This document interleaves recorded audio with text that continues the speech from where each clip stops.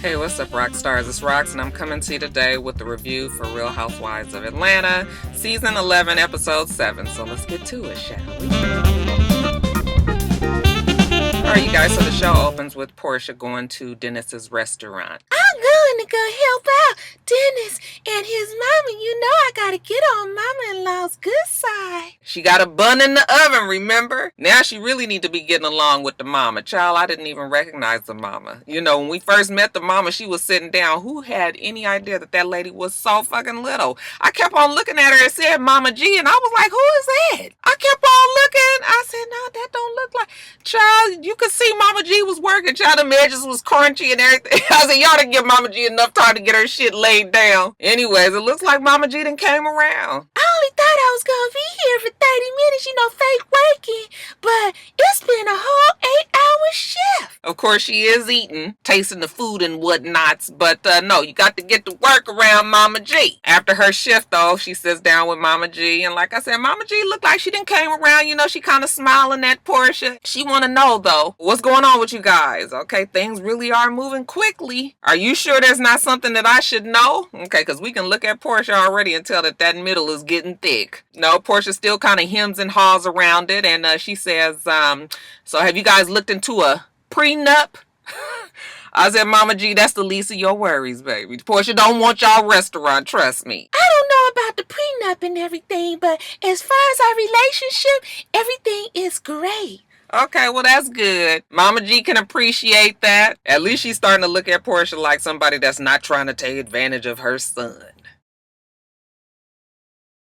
Then we see everybody getting ready to go. Okay, first we see Cynthia, and she calls Nene. She's got good and bad news, okay? Hashtag chill, not gonna be able to go on the trip. Surprise, surprise, we ain't seen the nigga the whole fucking show unless he was on FaceTime. Girl, you show you with that man. Nene was like, like this is a couple's trip. How you gonna come and you ain't gonna have no man with you? You know what? You gonna be in the damn bunk beds, okay? Cynthia was just like, I don't want to be in no bunk bed. She's like, yeah, the bunk beds is for single people, okay? The regular full-size bed is for fucking families.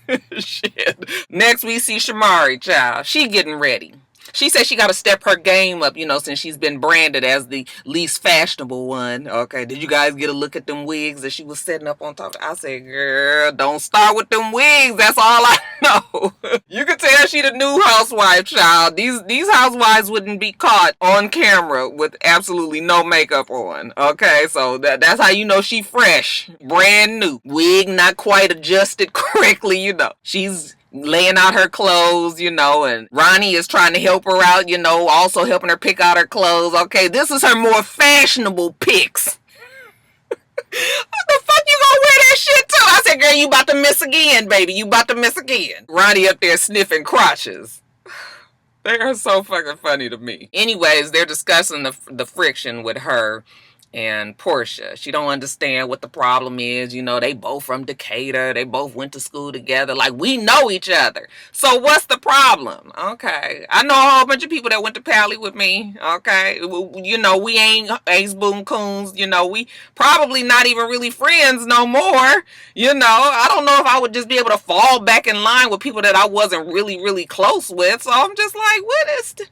Child, she act like they was best friends and that they just fell out recently. So I don't get it. But as far as Shamari is concerned, Portia is acting brand new. Then we see Kandi. Okay, she also packing. And she got Riley there with her. What are we doing? Well, we packing for a couple's trip and I'm going to be the only one that's not a couple. That doesn't make sense to Riley. Where are you going on a couple's trip and you're going to be single and everybody is going to be doing things and you're not going to be doing, you're just going to be sitting there? Well, Todd's birthday is next week. And annually, Todd goes and celebrates and does whatever the fuck he wants to do. And he can't be bothered with no couple's trip right now. So Kandi gonna go on the trip and Todd is gonna go on and partake in his birthday activities sans Real Housewives of Atlanta cameras. So Riley is making fun of Kandi and Candy's just like, well, maybe I should take you. Yes, you need to take me. I've been trying to go with you guys for a long time. I would be there and I would be able to do stuff. Riley want to go on the damn trip. Shit. Wouldn't that be something? Riley sitting up there continuously shading her mother in front of this group.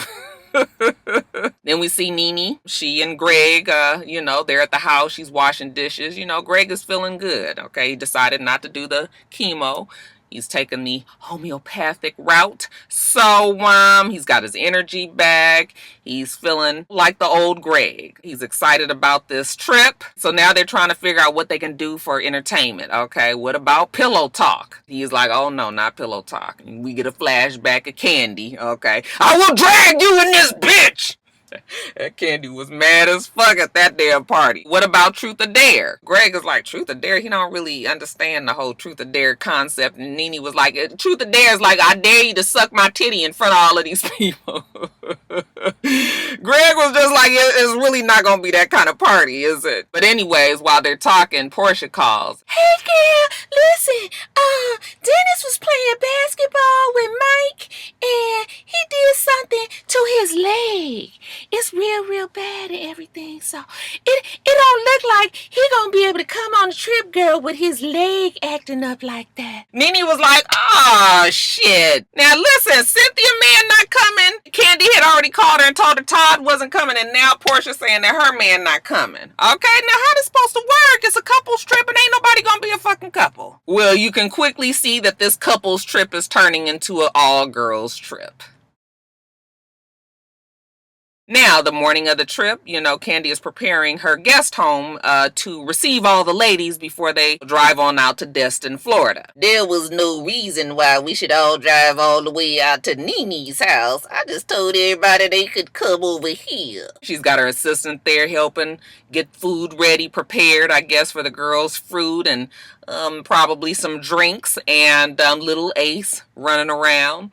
We see Nene and Greg. They're on their way there. You guys know Nene probably has the furthest to come. Well, actually, Portia lives out there where Nene lives as well, so they have the furthest to come. Greg is dropping Nene off, but he's kind of salty that the whole couple's trip didn't work out. But you know what, Greg? This is probably going to be best for your mental. Dennis is also dropping off Portia. He tells her he don't want no bullshit on this trip. Don't be fighting. Don't be arguing with nobody. Your health is number one nowadays. You got my baby in that belly. I haven't told nobody that I'm pregnant. So the only thing that I'm really kind of worried about is being moody or not drinking. Because you guys know that these girls, if they don't do shit else, they drinks. And they gets it started real early. It just so happens that Portia is the first one there, okay? Kandi then went off into the other part of the house, I guess. And when Portia comes in, she sees little Ace. Hey, Ace! How you doing, baby? Come get Auntie Portia a hug. You want some fruit? You want some fruit over here? Okay, I'll make you some fruit. Portia just like, girl, why we can't be friends? So I can watch little Ace. Okay, I'm thinking the same thing. Like, it would be so much easier if everybody just got the fuck along. So Portia gets there first, and then we see everybody else start trickling in. Shamari gets there next, and then we have Cynthia, and then Tanya. Okay, Tanya's coming. Her hair was cute. I was like, okay, Tanya. And, they already getting ready to drink. Portia just is already saying she don't know how long this facade gonna last because they know that, she's like, I'm clean.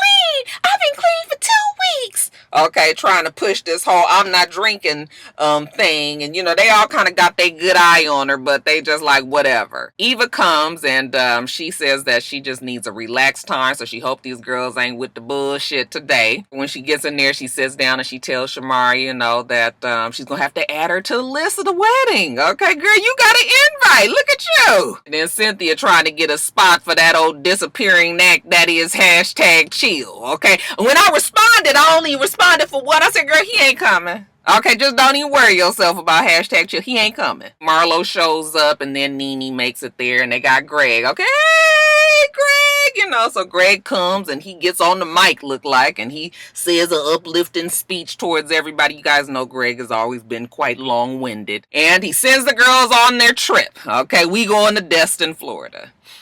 So they get on the van, and it's bad weather. Not surprising out here in that fucking Atlanta, child. It rained all the fucking summer, it feels like. Kandi was just like, well, this means a 5-hour trip is gonna take 10 hours in this weather. So y'all better get comfortable. What we gonna do? Let's play a game. All right, let's do truth or dare. So you ask the question, and if you don't, want to answer the question, then you got to do a dare. Oh, but before that, we had a situation with trying to figure out the room thing. So Nene passes around a jar, and she tells everybody to pick out of this jar, and the room choosing will continue when we get to the hotel or to the home. So y'all just hold on to them little papers for now. But yeah, back to truth or dare. So Shamari goes first, and she says, her paper says, the person next to you has to suck your first 2 fingers. She was like, well, that would be Marlo or Eva. Marlo's like, girl, if you don't get them damn fingers on my damn face.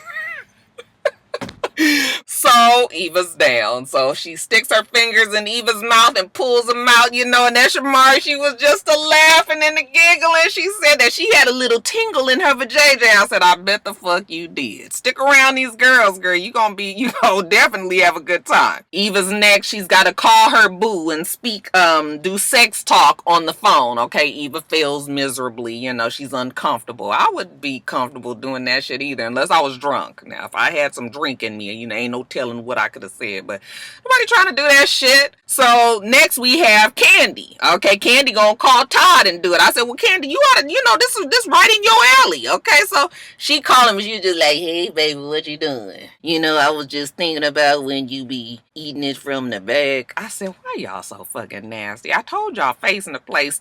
How many years I've been on this damn channel? Face in the place. Todd thrown off because fuck, Todd ain't been able to have sex with Kandi around there. She always busy. He didn't know what he was supposed to say. Shit. She was just like, you messed everything up. Okay, him and Eva both cornballs. So then Nene asked Portia the question. I guess Portia chose truth instead of dare. Oh, you know what I was just thinking? Kandi so was supposed to show her titties off, right? But she didn't want to do that for the group of girls, so that's why she ended up calling Todd with the nastiness. Anyway, Nene asked Portia, so Portia, has your man had a relationship with anybody on this bus, or does anybody on this bus know the person that he had a relationship with? Of course, Nene said that she was being messy, that she already knew the answer to it. She just wanted to see what Portia was going to say. Okay, Portia. Well, Kandi said that she knew of somebody that Dennis had dated in the past. Kandi was just sort of hemming and hawing, and Marlo was just like, Kandi, you ain't never been shot before. You know who he dated? What's T? So Kandi was just like, well,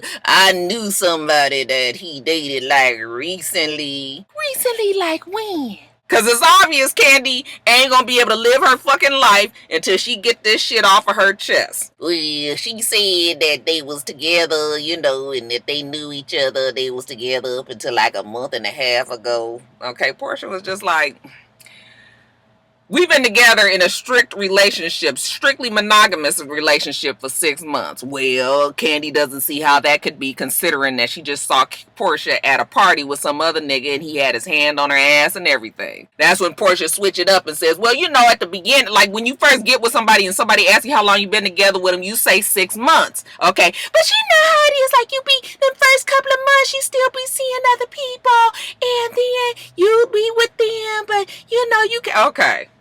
It don't even really matter, okay? Because Kandi still don't have verbatim or firsthand, whether or not this girl was with him a month and a half ago. It don't matter, okay? Portia already made it very clear that she fine with her and Dennis, okay? And that's why she was just like, I don't really even care, okay? Because I done told y'all what it is. Me and Dennis together now. It's a moot point. We don't need to keep going back and forth over it. So I was glad that shit didn't blow up anymore. And hopefully Kandi will move on now that she's gotten that off her chest. So then they get to the home, and it's a nice Airbnb, it looks like. And, it's got, I guess, a room for everybody plus a room with bunk beds, okay? Who should be the chef there preparing their food but Willie? Y'all remember that guy? That's the guy that Christine, what's her name? Christina Johnson?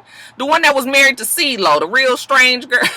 I shouldn't say strange, but you know, she was just a little different. And not because she's all hoteppy and everything. It's just something about her just always rang differently to me. But you always seem like a nice girl, just different. Anyway, that don't mean nothing today, right? He is preparing their foods. But we gotta take care of the room situation. So they all walk around and they all get a good look at all of the rooms and everything looks really nice. We got to sit down and we got to figure out who has what room. So Nene has a jar again. The first set of papers that they picked had numbers on there. In the order of those numbers that they picked, now they can pick out of the jar to pull another name. So they all pick out the jar, who was first, who was second, third, fourth, fifth, sixth, seventh, eighth, however. Then we go around the room. Everybody is picking rooms for each other. Cynthia picked the room for Portia. Portia picked the room for Cynthia. Tanya, I believe, picked the room for Eva.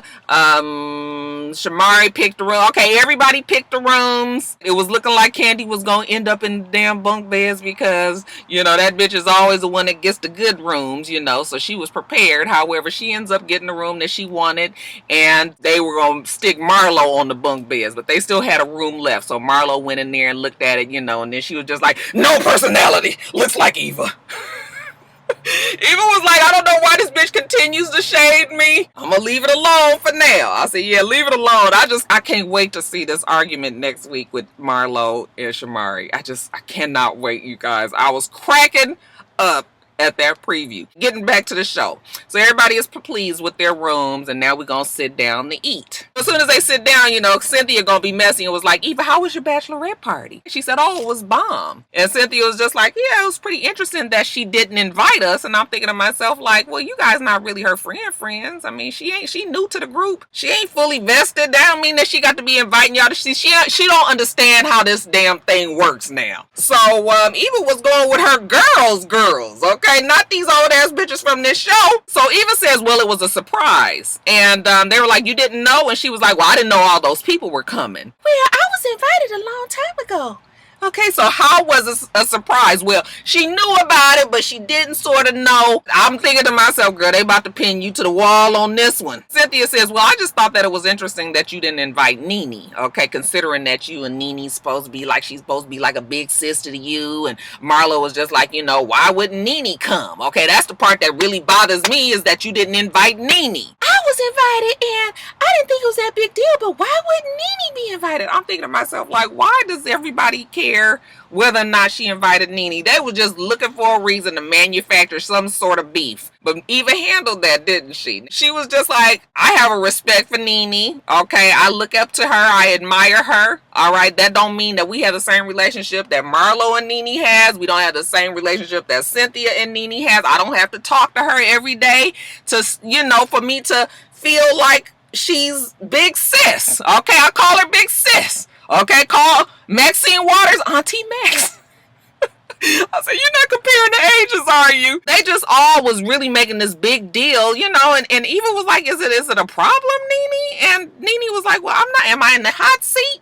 Okay, Nene's whole thing was, yeah, I mean, I guess it would have been nice for you to extend an invitation, even though Nene probably wouldn't have gone. I didn't think this was a big enough deal. It's a bachelorette party. It wasn't like it was the bridal shower, you know, so it was just sort of like, let her go with her young friends. Nobody want no big ass, old ass Nene up there, you know, in the fucking way. And Nene probably wouldn't have gone because that's not her group. That's not her crowd. So, you know, I was just like, y'all could go somewhere with this old manufactured problem that we all trying to have here. So they get past that, and then Portia says, well, is there anything else that we need to talk about at this big ass table? Shamara's like, yep.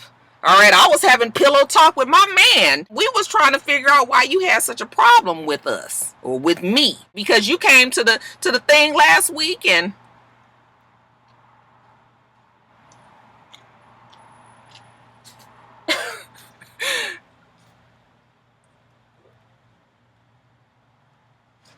who is this that just walked up to the car?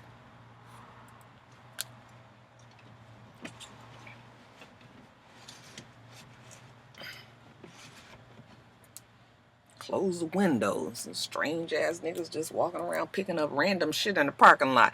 So Shamari had a problem because she just came to the party and didn't speak to her or Ronnie and everything. Portia was like, you right. I did have a problem. I was not feeling you that day because I had heard that you had said something about me shading you at the Cynthia Bailey thing.